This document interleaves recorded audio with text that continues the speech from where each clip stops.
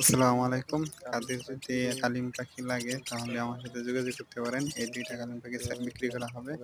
আর কারো বিটল পোকা লাগলে, অ্যাকুরিয়াম, ফিশ, লাইভ ফুড লাগলে যোগাযোগ করতে পারেন।